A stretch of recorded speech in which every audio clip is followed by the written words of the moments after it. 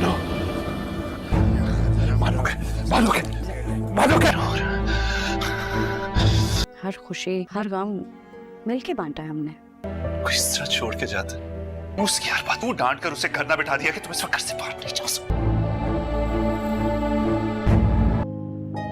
कर दोगी ना, मैंने उसको कह दिया कि तू मुझे ड्रॉप कर।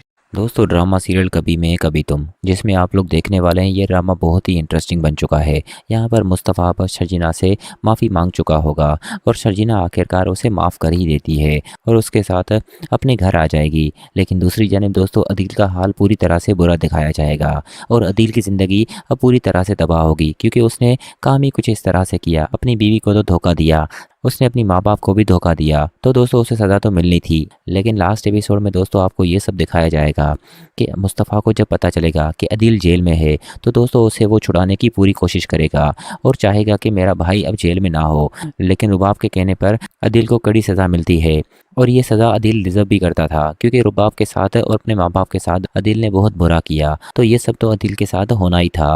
वहीं अगले सीन में दोस्तों आप ये भी देखेंगे कि जब शर्जीना मुस्तफ़ा के घर आएगी तो वो ये सब देखकर हैरान रह जाएगी कि इतना सब मुस्तफ़ा वो भी इतना कम वक्त में कैसे कर सकता है। यहाँ पर मुस्तफ़ा सब कुछ बताएगा कि मुझे अपनी कंपनी में काफ़ी फ़ायदा हुआ है, मैं तुम्हें ये सब बताने ही आया था, लेकिन तुम ज़मीन पे गिरी हुई थी और मेरे सारे ख्वाब टूट गए जब मैंने तुम्हें ज़मीन पर गिरा हुआ देखा।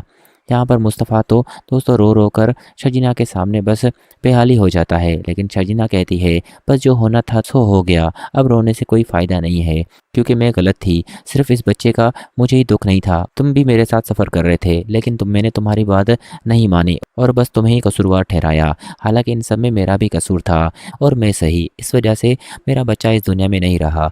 हम दोनों की ही गलतियाँ हैं और हम दोनों ही एक दूसरे से अगर माफ़ी मांगेंगे। दोस्तों मुस्तफ़ा तो कहता है तुम्हें माफ़ी मांगने की कोई ज़रूरत नहीं है। यहाँ पर शगुफ्ता और इफ्तिखार भी कहेंगे कि अब सब कुछ ठीक हो चुका है। यहाँ पर दोस्तों मुस्तफ़ा भी अपने वालिदैन के साथ बहुत खुश होगा जब वो देखता है कि उसके वालिदैन भी उसके साथ बहुत खुश हैं, साथ ही साथ शर्जीना भी। वहीं शर्जीना के घर वाले भी काफ़ी खुश होंगे और दोस्तों ये सब आपको आखिरी एपिसोड में दिखाया जाएगा।